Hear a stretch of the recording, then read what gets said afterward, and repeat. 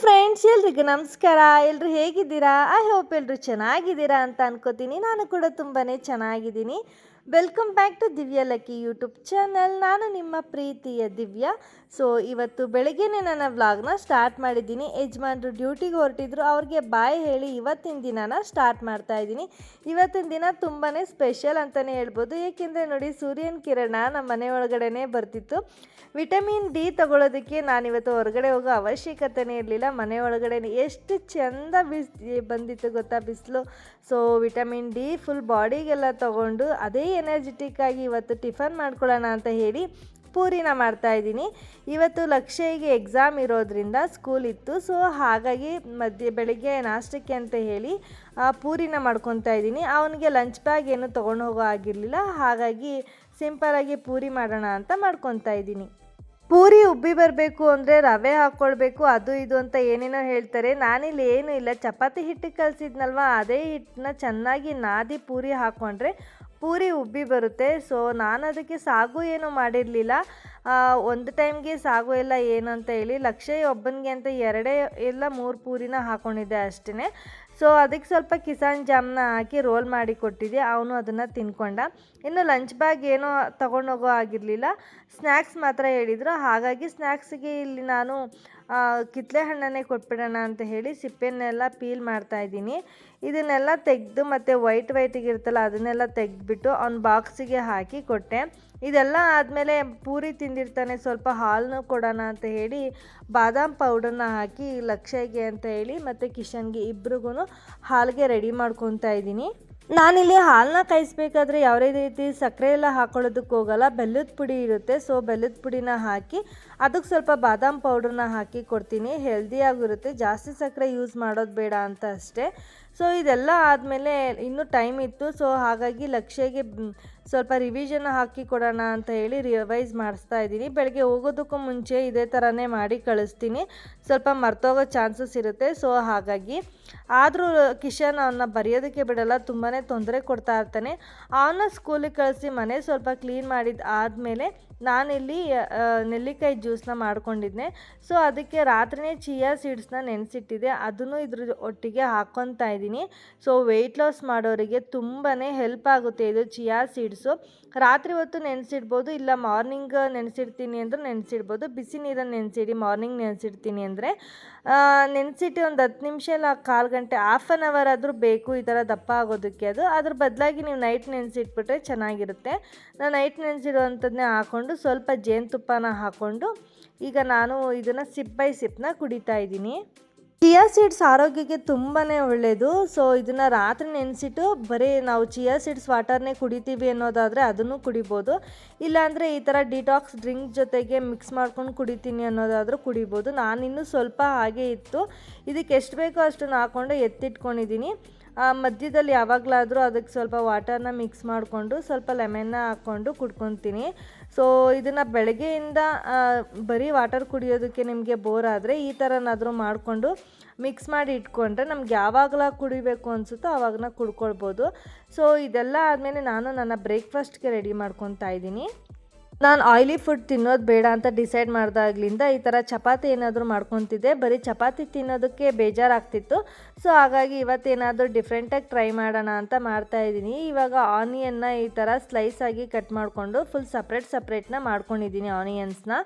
So ಇದೆಲ್ಲ ಆದಮೇಲೆ ನಾನು ಅದಕ್ಕೊಂದು ಸ್ವಲ್ಪ ಬೇಸಿಕ್ ಮಸಾಲಗಳನ್ನೆಲ್ಲ ಆ್ಯಡ್ ಮಾಡ್ಕೊಂಡಿದ್ದೀನಿ. ಲೈಕ್ ಸಾಲ್ಟು ಮತ್ತು pepper powder, chilli powder, garam masala ಈ ಥರದ್ದೆಲ್ಲ ಆ್ಯಡ್ ಮಾಡ್ಕೊಂಡಿದ್ದೀನಿ. ಇದೆಲ್ಲ ಮಾಡಿಕೊಂಡು ಚೆನ್ನಾಗಿ ಮಿಕ್ಸ್ ಮಾಡಿಕೊಂಡ್ರೆ ಆಯಿತು.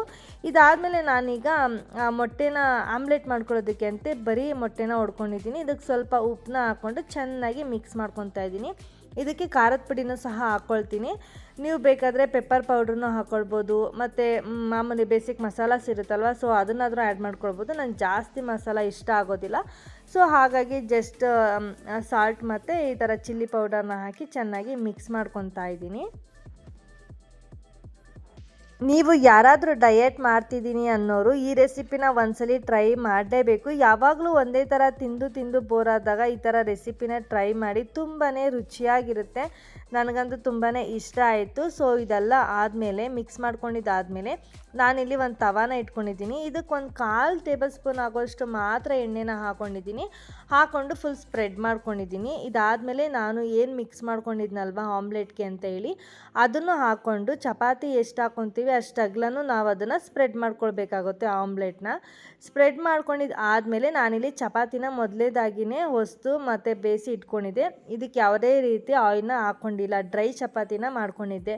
ಸೊ ಡ್ರೈ ಚಪಾತಿನ ನಾನೀಗ ಆಮ್ಲೆಟ್ ಮೇಲೆ ಹಾಕ್ತಾಯಿದ್ದೀನಿ. ಇದು ಆಮ್ಲೆಟ್ ಅಷ್ಟೇ ಜಾಸ್ತಿ ಡ್ರೈ ಆಗಿರಬಾರ್ದು, ಸ್ವಲ್ಪ ತೇವದಂಶ ಐತೆ ಅನ್ನೋವಾಗಿರೇ ನಾವು ಚಪಾತಿ ಹಾಕಬೇಕು, ಇಲ್ಲ ಅಂದರೆ ಅದಕ್ಕೆ ಅದು ಅಂಟ್ಕೊಳ್ಳೋದಿಲ್ಲ. ಸೊ ಹಾಗಾಗಿ ಹಾಕ್ಕೊಂಡು ನೋಡಿ ಈಗ ಟರ್ನ್ ಮಾಡ್ಕೊತಾ ಇದ್ದೀನಿ. ಸ್ವಲ್ಪ ಹೊತ್ತು ಬೇಯಿಸ್ಕೊಂಡಿದ್ದು ಆದಮೇಲೆ ಈ ಥರ ಟರ್ನ್ ಮಾಡ್ಕೊಂಡಿದ್ದೀನಿ. ಎಷ್ಟು ಚೆನ್ನಾಗಿರುತ್ತೆ ಅಂದರೆ ತುಂಬಾ ರುಚಿಯಾಗಿರುತ್ತೆ. ನಾವು ಈ ಥರ ಫುಡ್ಡೆಲ್ಲ ತಿನ್ನಬೇಕಾದ್ರೆ ನಾವು ಡಯೆಟ್ ಮಾಡ್ತಿದ್ದೀವಿ ಅಂತಲೇ ಅನಿಸಲ್ಲ, ಅಷ್ಟು ಚೆನ್ನಾಗಿರುತ್ತೆ. ಡಯೆಟ್ ರೆಸಿಪಿಲೂ ಅಷ್ಟೇ ತುಂಬ ಒಳ್ಳೊಳ್ಳೆ ರುಚಿಯಾಗಿರೋ ಅಡುಗೆನೂ ಸಹ ಮಾಡ್ಕೊಳ್ಬೋದು. ಇದ್ರ ಮಧ್ಯದಲ್ಲಿ ನಾನು ಆನಿಯನ್ನ ರೆಡಿ ಮಾಡ್ಕೊಂಡಿದ್ನಲ್ವ ಅದನ್ನು ಹಾಕ್ಕೊತಾ ಇದ್ದೀನಿ. ಇದನ್ನು ಕಬಾಬ್ಗೆ ಮತ್ತು ಫಿಶ್ ತವಾ ಫ್ರೈ ಮಾಡಿದಾಗೆಲ್ಲ ಕೊಡ್ತಾರಲ್ವ, ಸೊ ಆ ಥರನೇ ಇರುತ್ತೆ ಟೇಸ್ಟು. ಅದರಲ್ಲೂ ಇದ್ರ ಜೊತೆಗೆ ತಿನ್ನಬೇಕಾದ್ರೆ ಇನ್ನೂ ಚೆನ್ನಾಗಿರುತ್ತೆ. ಸೊ ಒಂದು ಸರಿ ಮರಿದೇನೆ ಟ್ರೈ ಮಾಡಿ. ಒಂದು ಚಪಾತಿಗೆ ಒಂದು ಮೊಟ್ಟೆ ಹೊಡ್ಕೊಂಡ್ರೆ ಸಾಕು. ನಾನು ಒಂದು ಮೊಟ್ಟೆನೇ ತೊಗೊಂಡಿದ್ದೀನಿ. ನಿಮ್ಗೆ ಇನ್ನೂ ಜಾಸ್ತಿ ಬೇಕು ಅಂದರೆ 1-2 ಮೊಟ್ಟೆನೂ ಹಾಕ್ಕೊಳ್ಬೋದು. ಅದ್ರ ಮೇಲೆ ನೀವು ಕೊತ್ತಂಬರಿ ಸೊಪ್ಪು ಮತ್ತು ಮಸಾಲ ಏನಾದರೂ ಬೇಕಾದರೂ ಹಾಕ್ಕೊಳ್ಬೋದು. ಇಲ್ಲಾಂದರೆ ಆನಿಯನ್ ಜೊತೆಗೆ ಆಮ್ಲೆಟ್ನ ಹಾಕ್ಕೊಂಡು ಅದ್ರ ಮೇಲೆ ಚಪಾತಿ ಹಾಕ್ಕೊತೀನಿ ಅಂದರೂ ಹಾಕ್ಕೊಳ್ಬೋದು. ನಾನಿಲ್ಲಿ ಮೂಲಂಗಿ, ಕ್ಯಾರೆಟ್ ಮತ್ತು ಬೀಟ್ರೋಟ್ ಸಲಾಡ್ ಜೊತೆಗೆ ನನ್ನ ಬ್ರೇಕ್ಫಾಸ್ಟ್ನ ಎಂಜಾಯ್ ಮಾಡಿದೆ. ಸೊ ಇದೆಲ್ಲ ಆದಮೇಲೆ ಸ್ವಲ್ಪ ಕೆಲಸಗಳಿತ್ತು. ಸೊ ಅದನ್ನೆಲ್ಲ ಮುಗಿಸ್ಕೊಂಡು ಈಗ ಅಡುಗೆಗೆ ರೆಡಿ ಮಾಡ್ಕೊತಾ ಇದ್ದೀನಿ. ತುಂಬಾ ದಿನ ಆಗಿತ್ತು ವೆಜಿಟೇಬಲ್ಸ್ ಸಾಂಬಾರು ಮಾಡಿ, ಯಾಕೋ ಇವತ್ತು ತಿನ್ನಬೇಕು ಅಂತ ತುಂಬಾ ಅನ್ನಿಸ್ತಿತ್ತು. ಹಾಗಾಗಿ ನಾನಿಲ್ಲಿ ಬೇಳೆ ಮತ್ತು ಹೆಸ್ರು ಕಾಳನ್ನ ತೊಳೆದಿಟ್ಕೊಂಡಿದ್ದೀನಿ. ಇದಾದಮೇಲೆ ಎಲ್ಲ ಥರ ವೆಜಿಟೇಬಲ್ಸ್ನೂ ಹಾಕ್ಕೊಂಡಿದ್ದೀನಿ. ಹೀರೆಕಾಯಿ, ಕ್ಯಾರೆಟು, ಬದನೆಕಾಯಿ ಮತ್ತು ಟೊಮ್ಯಾಟೊ, ಈರುಳ್ಳಿ, ಹುರುಳಿಕಾಯಿ ಎಲ್ಲ ಥರದ್ದನ್ನು ಹಾಕ್ಕೊಂಡಿದ್ದೀನಿ. ಹಾಕ್ಕೊಂಡು ಮತ್ತು ಟೊಮ್ಯಾಟೊ ಈರುಳ್ಳಿನೆಲ್ಲ ಹಾಕ್ಕೊಂಡು ಸ್ವಲ್ಪ ನೀರನ್ನ ಹಾಕ್ಕೊಂಡು ಕಲ್ಲುಪ್ಪನ್ನ ಹಾಕ್ಕೊತಾ ಇದ್ದೀನಿ. ಹಾಕ್ಕೊಂಡು ಲಿಡ್ನ ಕ್ಲೋಸ್ ಮಾಡಿ 1-2 ವಿಜಿಲ್ನ ಹಾಕಿಸ್ಕೊತಾ ಇದ್ದೀನಿ. ಸೊ ಇದು ತುಂಬಾ ಚೆನ್ನಾಗಿರುತ್ತೆ. ಅಂದರೆ ಒಬ್ಬೊಬ್ಬರು ರುಬ್ಬಿ ಮಾಡ್ತಾರೆ, ನಾನು ರುಬ್ಬಿನೂ ಸಹ ಮಾಡ್ತೀನಿ. ಒಂದು 3-4 ಥರ ಮಾಡ್ತೀನಿ ಈ ತರಕಾರಿ ಸಾಂಬಾರನ್ನ. ಸೊ ಇವಾಗ ಸ್ವಲ್ಪ ಹುಣಸೆಹಣ್ಣ ನೆನೆ ಹಾಕ್ಕೊಂಡು ಬಿಡೋಣ ಅಂತ ನೆನೆ ಹಾಕ್ಕೊತಾ ಇದ್ದೀನಿ. ತುಂಬಾ ರುಚಿಯಾಗಿ ಬರುತ್ತೆ ಈ ಹುಳಿ ಸಾಂಬಾರು. ನಮ್ಮ ಕಡೆ ಹುಳಿ ಸಾಂಬಾರು ಅಂತಾರೆ, ಒಬ್ಬರು ತರಕಾರಿ ಸಾಂಬಾರು ಅಂತಾರೆ. ಇದನ್ನು ರುಬ್ಬಿನೂ ಸಹ ಮಾಡ್ಬೋದು. ಡೈರೆಕ್ಟಾಗಿ ನಾವು ಕುಕ್ಕರ್ಗೆ ಹಾಕಿ ಮಾಡ್ಕೊತೀನಿ ಅಂದರೂ ಮಾಡ್ಕೊಳ್ಬೋದು. ನಾನಿಲ್ಲಿ ಸಿಂಪಲ್ಲಾಗಿ ಮಾಡ್ಕೊತಾ ಇದ್ದೀನಿ. ಸೊ ಇದೆಲ್ಲ ಆದಮೇಲೆ ಸೈಡ್ಸ್ಗೆ ಏನಾದರೂ ಬೇಕು ಅನ್ನಿಸ್ತು, ಅದಕ್ಕೆ ಮನೇಲಿ ತುಂಬಾ ಬದನೆಕಾಯಿ ಇತ್ತು. ಸೊ ಅದನ್ನು ಯೂಸ್ ಮಾಡಿಕೊಂಡು ಇವತ್ತು ತವಾ ಫ್ರೈ ಮಾಡ್ಕೊಳ್ಳೋಣ ಅಂತ ಹೇಳಿ ರೆಡಿ ಮಾಡ್ಕೊತಾ ಇದ್ದೀನಿ. ಇದಕ್ಕೇನಿಲ್ಲ, ಮಾಮೂಲಿ ಬೇಸಿಕ್ ಮಸಾಲಾಸ್ ಎಲ್ಲ ಹಾಕ್ಕೊಂಡಿದ್ದೀನಿ. ಧನಿಯಾ ಪೌಡರು, ಖಾರದ ಪುಡಿ ಮತ್ತು ಗರಂ ಮಸಾಲ, ಸ್ವಲ್ಪ ಕಡಲೆ ಹಿಟ್ಟನ್ನು ಹಾಕ್ಕೊಂಡಿದ್ದೀನಿ ಕೋಟಿಂಗಿಗೆ ಅಂತ ಹೇಳಿ. ಇದಾದಮೇಲೆ ನಾನು ಶುಂಠಿ ಬೆಳ್ಳುಳ್ಳಿ ಪೇಸ್ಟ್ನ ಹಾಕ್ಕೊಳ್ಬೇಕು. ನಾನು ಶುಂಠಿ ಬೆಳ್ಳುಳ್ಳಿ ಪೇಸ್ಟ್ನ ಪಾಕೆಟ್ ಯೂಸ್ ಮಾಡಲ್ಲ. ಸೊ ಹಾಗಾಗಿ ಮನೆಯಲ್ಲೇ ಶುಂಠಿ ಬೆಳ್ಳುಳ್ಳಿ ಇರುತ್ತಲ್ವ, ಅದನ್ನು ಈ ಥರ ಸಣ್ಣ ಸಣ್ಣ ಹೋಲ್ ಇರುತ್ತಲ್ಲ ಇದರಲ್ಲಿ ಗ್ರೇಟ್ ಮಾಡಿದ್ರೆ ಚೆನ್ನಾಗಿರುತ್ತೆ.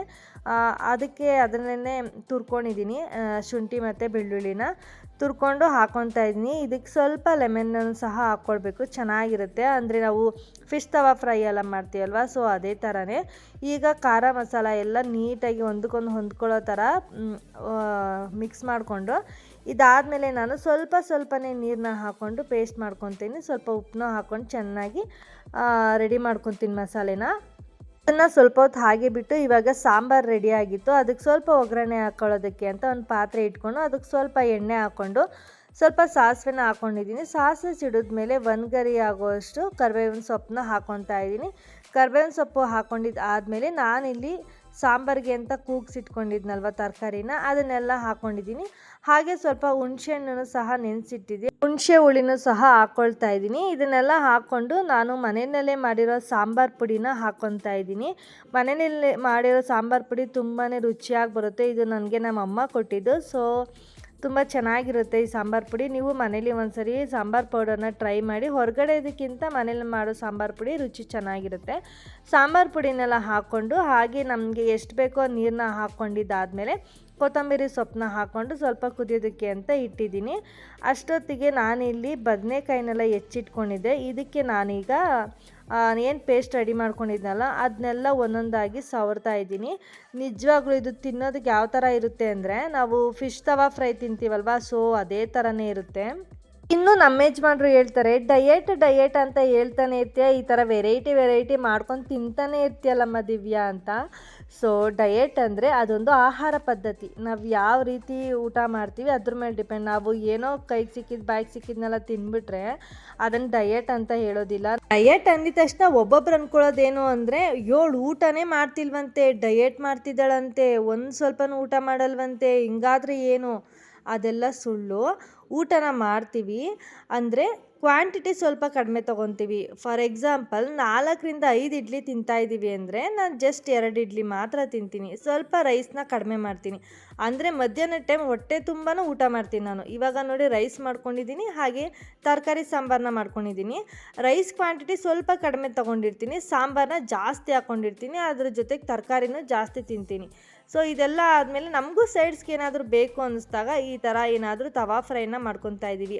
ನಿಮ್ಮ ಹತ್ರ ಇದೇ ಥರನೇ ಬಾಳೆಕಾಯಿ ಇತ್ತು ಅಂದರೆ ಬಾಳೆಕಾಯಿನ ಇದೇ ಥರನೇ ಮಾಡಿಕೊಂಡು ಇದನ್ನು ತವಾ ಫ್ರೈ ಮಾಡಿಕೊಂಡ್ರೆ ಬಾಳೆಕಾಯಿ ತವಾ ಫ್ರೈ ರೆಡಿ ಆಗುತ್ತೆ. ನಮ್ಮ ಮನೆಯಲ್ಲಿ ಇವತ್ತು ಬದನೆಕಾಯಿ ಇದ್ದಿದ್ದರಿಂದ ಬದನೆಕಾಯಿ ತವಾ ಫ್ರೈನ ಮಾಡ್ಕೊಂಡಿದ್ದೀನಿ. ಸೊ ಅಷ್ಟೇ ಸಿಂಪಲ್ಲಾಗಿ ನಮ್ಮ ಡಯೆಟ್ ಪ್ಲ್ಯಾನ್ನ ಮಾಡ್ಕೊಳ್ಬಿಡ್ಬೋದು. ಅದನ್ನೆಲ್ಲ ಬಿಟ್ಟು ಊಟ ಬಿಟ್ಬಿಟ್ರೆ ನಾನು ಸಣ್ಣಾಗಿ ಹೋಗ್ತೀನಿ. ಊಟ ಬಿಟ್ಟು ಸಣ್ಣದವ್ರನ್ನ ನೋಡುವಾಗ ಹೆಂಗೆ ಕಾಣಿಸ್ತಾರೆ ಅಂದರೆ, ಸ್ವಲ್ಪ ಏನೋ ಕಾಯಿಲೆ ಬಂದಿರ್ತಾರಲ್ವ ಆ ಥರ ಕಾಣಿಸ್ತಾರೆ.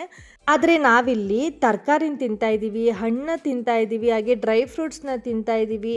ಅದನ್ನೆಲ್ಲ ಸೇರಿಸ್ಕೊಂಡು ಒಂದು ಸ್ಮೂದಿ ಥರ ಮಾಡ್ಕೊಂಡು ತಗೊತಾ ಇದ್ದೀವಿ, ರೈಸ್ ತಿಂತಾಯಿದ್ದೀವಿ, ಎಲ್ಲನೂ ತಿಂತಾಯಿದ್ದೀವಿ. ಇದನ್ನೆಲ್ಲನೂ ತಿನ್ಕೊಂಡೇ ನಾವು ಡಯೆಟ್ನ ಮಾಡ್ಬೋದು, ಸಣ್ಣನೂ ಆಗ್ಬೋದು. ಮನೇಲಿ ಸ್ವಲ್ಪ ಕೆಲಸ ಜಾಸ್ತಿ ಮಾಡಬೇಕಾಗುತ್ತೆ. ನಾವೆಷ್ಟು ಆ್ಯಕ್ಟಿವ್ ಆಗಿರ್ತೀವೋ ಅಷ್ಟು ಬೇಗನೆ ನಾವು ವೆಯ್ಟ್ ಲಾಸ್ ಆಗ್ಬೋದು. ಸೊ ಇದೆಲ್ಲ ಆದಮೇಲೆ ನೋಡಿ ನಮ್ಮ ಬದನೆಕಾಯಿ ಫ್ರೈ ಕೂಡ ರೆಡಿ ಆಯಿತು. ತುಂಬಾ ರುಚಿಯಾಗಿರುತ್ತೆ.